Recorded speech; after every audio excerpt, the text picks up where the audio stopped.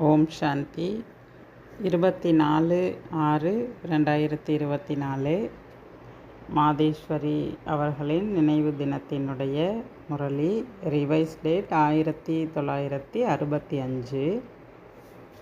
தலைப்பு: தூய்மை எனும் குணத்தை கடைபிடித்து டைரக்டரின் டைரக்ஷன் படி நடந்தாலே தெய்வீக சாம்ராஜ்யத்தில் வந்துவிடுவீர்கள். காலை வகுப்பில் படிப்பதற்கான ஜெகதம்பாவின் மதுர மகா வாக்கியம். ஓம் சாந்தி. இந்த உலகை நாடகம் என்று சொல்லப்படுகிறது. டிராமா என்றாலும் நாடகம் என்றாலும் விளையாட்டு என்றாலும் விஷயம் ஒன்றுதான். நாடகம் என்பது ஒரு கதையாகும். இதன் இடையில் இடைச்செருகல் அதிகம் காண்பிக்கப்படும். இருப்பினும் கதை ஒன்றுதான். அவ்வாறு இந்த எல்லையில்லாத உலக நாடகம், இதை டிராமா என்றும் சொல்லப்படுகிறது. இங்கு நாம் அனைவரும் நடிகர்கள். நடிகர்களான நமக்கு நாடகத்தை பற்றிய முழு ஞானமும் தெரிந்திருக்க வேண்டும்.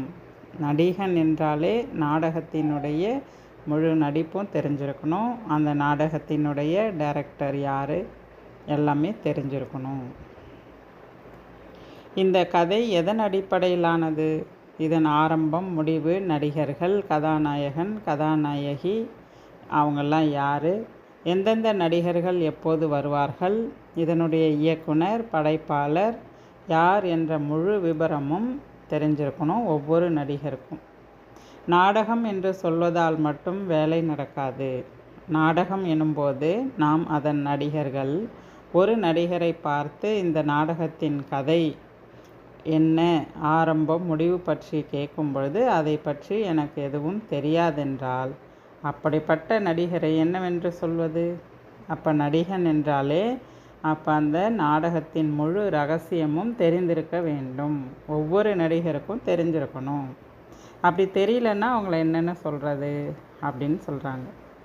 இவர் தன்னை நடிகன் என்கிறார், ஆனால் எதுவுமே தெரியவில்லை. அப்போ அந்த நடிகர்னு சொல்ல முடியுமா? நடிகர் என்றாலே எல்லாம் தெரிந்திருக்க வேண்டும். நாடகத்தின் ஆரம்பம் இருந்தால் கண்டிப்பாக அதுக்கு முடிவும் இருக்கும். மாறாக முடிவின்றி என்றென்றும் நடந்து கொண்டே இருக்காது. இதுதான் ஃபிக்ஸட். நாடகம் என்றாலே அதுக்கு ஆரம்பம்னு ஒன்று இருக்கும், முடிவுன்னு ஒன்று இருக்கும். முடிவே இல்லாத நாடகம் என்பது கிடையாது. எனவே இவற்றையெல்லாம் நடிகர் என்றால் தெரிந்திருக்க வேண்டும். இந்த மாபெரும் நாடகத்தின் படைப்பாளருக்கு இதன் ஆரம்பமும் தெரியும், முடிவும் தெரியும். கதாநாயகன், நாயகி யார், இதில் முக்கிய நடிகர்கள் யார், இவையெல்லாம் தெரிந்த தந்தையே இந்த விஷயங்கள் எல்லாமே நமக்கு புரிய வைக்கிறாரு. தினசரி வகுப்பில் வந்து கேட்பவர்களுக்கு இந்த ஞானம் எல்லாம் தெரியும்.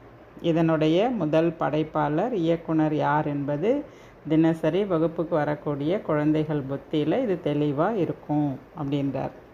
சுப்ரீம் சோலான பரம்பிதா பரமாத்மாவையே படைப்பாளர் அப்படின்னு சொல்லப்படுது. ஆனால் அவரும் ஒரு நடிகர் தான். அவரது நடிப்பு என்ன? இயக்குவது அவரது நடிப்பு. அவர் ஒரே ஒரு முறை மட்டுமே வந்து இந்த உலக நாடக மேடையில் தன்னுடைய நடிப்பை நடிக்கிறார். இந்த நாடகத்தை சிவபாபா சொல்கிறாரு, இந்த நாடகத்தை நானே ஆரம்பிக்கிறேன். எப்படி? பரிசுத்தமான சத்தியுகம் எனும் புத்தம் புதிய உலகத்தை நான் படைக்கிறேன். இப்போது அந்த டைரக்டரின் அறிவுரையின்படி தூய்மையை கடைபிடித்து வாழ்கின்ற நீங்கள் அனைவருமே தூய்மையாகிறீங்க. இப்போ அவர் என்ன அறிவுரை கொடுக்குறாரோ அதன்படி தூய்மையாக இருந்து அந்த டைரக்டரோடைய டைரக்ஷன் படி நீங்கள் வாழ்ந்தால் அந்த தெய்வீக உலகத்துக்கு வந்துடுவீங்க அப்படின்னு சொல்கிறார். பிறகு தூய்மையான இந்த நடிகர்கள் மூலமாகவே அநேக பிறவிகளின் சக்கரமும் சுழலுகிறது. தந்தையே சொல்கிறார், தூய்மையான மனிதர்களே தெய்வீக ராஜ்யத்திற்கு செல்வார்கள். அந்த ராஜ்யம் 2 யுகமாக இருக்கும். ஒன்று சூரிய வம்சம், இன்னொன்று சந்திர வம்சம். பிறகு அந்த நடிகர்களின் நடிப்பு முடிவடையும் பொழுது சிறிது கீழே இறங்கி வாம மார்க்கத்தில் வந்துடுறாங்க தேவி தேவதைகள். பிறகு மற்ற தர்மத்தை சார்ந்தவர்கள் வராங்க. இப்ராஹிம், புத்தர், கிறிஸ்து, இந்த தர்ம ஸ்தாபனையாளர்கள் வரிசை கிரமமாக அவங்கவுங்களுடைய தர்மத்தை ஸ்தாபனை செய்கிறதுக்காக வராங்க. உலக நாடகத்தை பற்றி தெளிவாக பாபா சொல்கிறார். இந்த நாடகத்தின் கதை எங்கிருந்து துவங்கி எங்கே முடிவடைகிறது பாருங்கள். இதற்கிடையில் மற்ற பல இடைச்செருகல்கள் எப்படி வந்தது? இதனையும் அமர்ந்து தந்தை புரிய வைக்கின்றார். இப்படி நாடகம் முடிவடையும் நிலையில் இருக்கு. ஆரம்பத்தில் இந்த நாடக மேடையின் நடிகர்கள் யார், அவங்க எல்லாம் எப்படிப்பட்ட பார்ட் நடிச்சிட்டு வராங்க, எத்தனை யுகங்களை கடந்து வராங்க, இதில் இடையில் மற்ற தர்மத்தை சார்ந்தவர்கள் எல்லாம் எப்படி வராங்க, இடையில் இந்த நாடகத்தில் என்னென்னலாம் இடைச்செருகல்கள் ஏற்படுது, இது எல்லாத்தையும் பாபா தெளிவாக புரிய வைக்கிறார். இப்போ நாடகம் என்ன ஆச்சுன்னா முடிவு நிலைக்கு வந்துருச்சு. அந்த நாடகமும் 3 மணி நேரத்தில் முடிஞ்சிடும். ஆனால் இந்த நாடகம் முடியறதுக்கு 5000 வருடம் ஆகிறது. இன்னும் 5000 வருடம் எண்டில் இருக்குது, சில வருடம் தான் இருக்குது. ஆகையினால நாடகத்தின் நடிகர்கள் எல்லாருமே நடிப்பின் பாகத்தை முடிப்பதற்கு தயாராகணும். இப்போது இந்த நாடகம் முடிவடைந்து மீண்டும் திரும்ப நடைபெறும். இந்த கதையாவும் நடிகன் அப்படின்னா அவங்க புத்தியில் இருக்கணும். இதனை தான் ஞானம் என்று சொல்லப்படுகிறது அப்படின்றார். இப்போ பாருங்கள், பாபா புதிய பாரதம் என்னும் புது உலகத்தை படைச்சிட்ருக்கார்.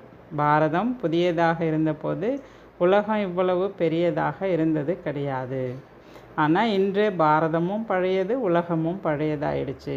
தந்தை அழியாத கண்டமான பாரதம் பழமையான நமது தேசம் அப்படின்னு சொல்கிறார்.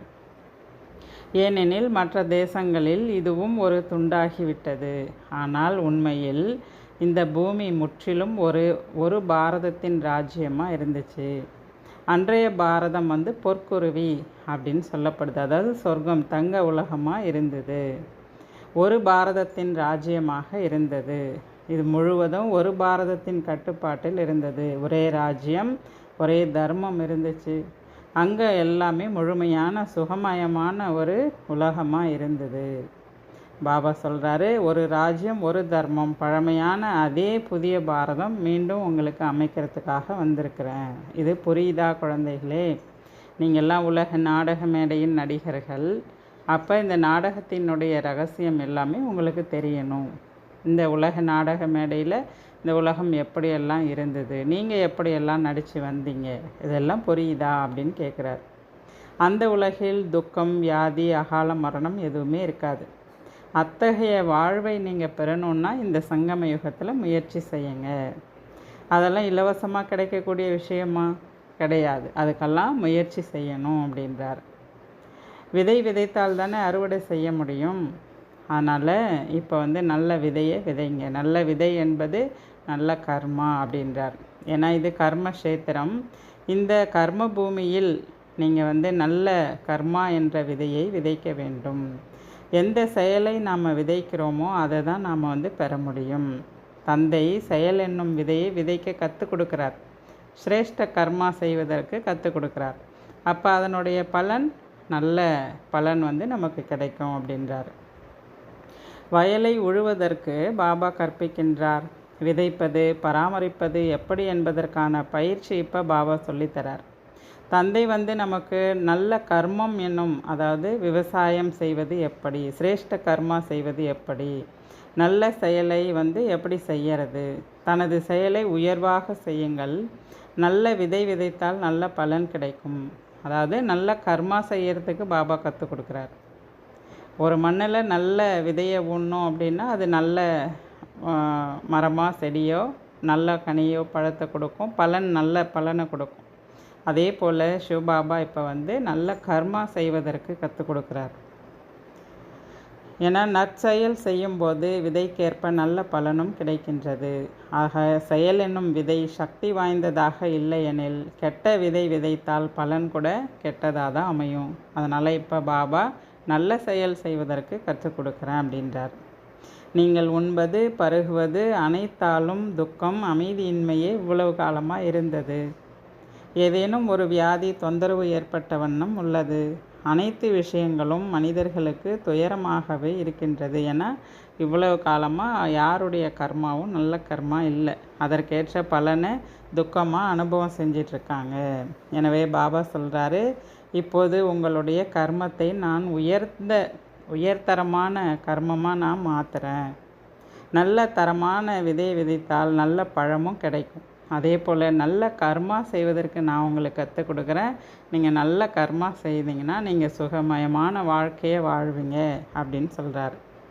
மாறாக தரமற்ற விதையினால் தரமான பழம் கிடைக்காது. அதனால் நல்ல விதை விதைச்சா தானே நல்ல பழம் கிடைக்கும். அப்போ நல்ல செயல் தானே நல்ல வாழ்க்கைக்கு ஆதாரம் அப்படின்னு பாபா சொல்கிறார். தந்தை இப்பொழுது நமது செயல் என்னும் விதையை தரமானதாக மாற்றுகிறார். அத்தகைய உயர்தரமான விதையை விதைத்தால் உயர்தரமான பழமும் கிடைக்கும். ஆகவே தனது செயல் என்னும் விதையை நல்லதாக மாற்றுங்கள். நல்ல விதையை விதைக்க பயிற்சி எடுத்துக்கங்க. இந்த அனைத்து விஷயங்களையும் நீங்கள் புரிந்து கொண்டு தன்னுடைய முயற்சியில் ஈடுபடுத்துங்க. அப்போ நீங்கள் ஒவ்வொருவரும் நடிகர் அப்படின்னா இந்த காலசக்கரத்தில் நம்முடைய நடிப்பு எப்படிப்பட்ட நடிப்பாக இருக்கணும் அது எல்லாமே தெரிஞ்சுக்கிட்டு நல்ல நடிப்பை நடிங்க அப்படின்னு சொல்கிறார். நல்லது. இப்போது ஒரு நிமிடம் அமைதி. அமைதியின் பொருள் என்ன? நான் ஆத்மா, அமைதியான, என்னுடைய சுய தர்மம் அமைதி. ஏன்னா அமைதி தான் முதன்மையானது, பிறகு தான் சப்தம் வருகிறது. பாபா சொல்கிறாரு, அமைதிக்கு செல்லுங்கள். நமது உலகமே அமைதியானது, நம்முடைய சுய தர்மமே சாந்தி. அந்த அமைதியில் செல்வதற்காக பாபா பயிற்சி கொடுக்கிறார். இந்த தேகம் உட்பட மற்ற சம்பந்தங்களின் மீது இருக்கக்கூடிய பற்றுதலெல்லாம் நீக்கிடுங்க. பரந்தாமனின் குழந்தையாகி என்னை நினைவு செய்யுங்கள். எனது இல்லத்திற்கே வந்துவிடுங்கள். இப்போது செல்வதில் கவனம் கொடுங்க, வருவதில் கிடையாது. இப்போ வீட்டுக்கு போகிறதுக்கு தான் நீங்கள் கவனம் கொடுக்கணும். ஏன்னா இப்போ எல்லாருக்கும் நாடகம், எல்லாருடைய நடிப்பும் முடிவடைவதற்கான சமயம் வந்துருச்சு. இறுதி நேரத்தின் நினைவே நற்கதி, அதாவது சத்கதி கொடுக்கும். கடைசி நினைவு எப்படியோ அப்படி தான் கதி. அதனால் இப்போது எவர் மீதும் உங்களுக்கு பற்றுதல் ஏற்படக்கூடாது. ஏன் உங்களுடைய சரீரத்தின் மீது கூட பற்று வரக்கூடாது. குழந்தைங்கள புரிஞ்சுதா அப்படின்னு பாபா கேட்குறாங்க. அத்தகைய நடைமுறையை இப்பொழுது நீங்கள் கையாள வேண்டும். இந்த கடைசி பிறவியினுடைய நடிப்பு நல்ல நடிப்பாக இருக்கணும், நற்செயலாக இருக்கணும். அதே போல் நம்முடைய நினைவு நம்முடைய வீடு மற்றும் நம்முடைய தந்தையை நோக்கி மட்டும்தான் இருக்கணும். அடுத்து நம்முடைய புது உலக வாழ்க்கையை பற்றி நினைக்கணும் அப்படின்றாரு.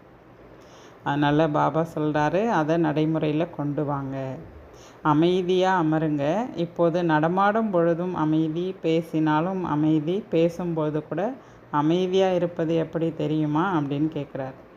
பேசும்போதும் நமது புத்தியின் நினைவில் நான் ஆத்மா, தூய்மையான அமைதியான ஆத்மா என்பதை நினைவில் கொள்ளுங்கள்.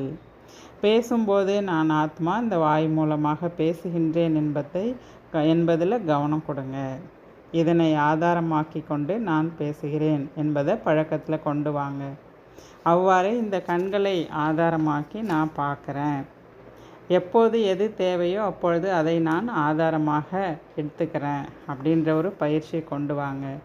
இவ்வாறு ஆதாரமாக கொண்டு செயல்படும் பொழுது உங்களுக்கு குஷியும் அதிகமாகும். உங்கள் மூலமாக தவறு ஏற்படாது. அப்போ இந்த கர்மேந்திரியங்கள் ஒவ்வொன்றையும் ஆத்மா ராஜா நிலையிலிருந்து ஒவ்வொன்றையும் நீங்கள் ஆதாரமாக்கி நீங்கள் அதை பயன்படுத்துங்க. அப்போ ஆத்மா குஷியாக இருக்கும் அப்படின்னு சொல்கிறாங்க. நல்லது. பாப்தாதா மற்றும் தாயின் இனிமேலும் இனிமையான மிக நல்ல என்றென்றும் அமைதியை அனுபவம் செய்யக்கூடிய குழந்தைகளுக்கு அன்பு நினைவுகள் மற்றும் காலை வணக்கம். நல்லது. வரதானம். பாபா எனும் ஒரு சொல்லை சாவியாக கொண்டு அனைத்து பொக்கிஷங்களையும் பெறுகின்ற பாக்கியவான் ஆத்மா ஆகுங்கள். வரதானத்தின் விளக்கம். விஸ்தாரமான ஞானத்தை தெரிந்து கொள்ள முடியவில்லை என்றாலும், பிறருக்கு சொல்ல முடியவில்லை என்றாலும், பாபா என்ற சொல்லை மட்டும் மனதார ஏற்றுக்கொண்டு உள்ளத்தில் பதித்து பிறருக்கு சொன்னாலே போதும், நீங்கள் விசேஷ ஆத்மா ஆகிவிடுவீர்கள். உலகிற்கு முன்னால் மகான் ஆத்மாவாக புகழுக்கு உரியவராக ஆவீர்கள். ஏனெனில் பாபா என்னும் ஒரு சொல்லே பாக்கியம் முழுவதற்குமான சாவியாகும். அதனால் உளமாற தெரிந்து ஏற்றுக்கொள்வதே சாவியை பயன்படுத்துவதற்கான விதிமுறையாகும். ஆகையினால மனதார பாபா என்று சொல்லுங்கள், பொக்கிஷம் அனைத்தும் உங்கள் முன்னாடி நிற்கும் அப்படின்னு சொல்கிறாரு. ஸ்லோகன் சொல்கிறாங்க. பாப்தாதா மீது அன்பு இருந்தால் அந்த அன்பில் பழைய உலகையே அர்ப்பணித்து விடுங்கள். பாப்தாதா மேலே உண்மையான அன்பு இருந்துச்சுன்னா இந்த பழைய உலகத்தையே ஃபுல்லாக அர்ப்பணம் செஞ்சுருங்க அப்படின்னு சொல்கிறாங்க. நல்லது. ஓம் சாந்தி.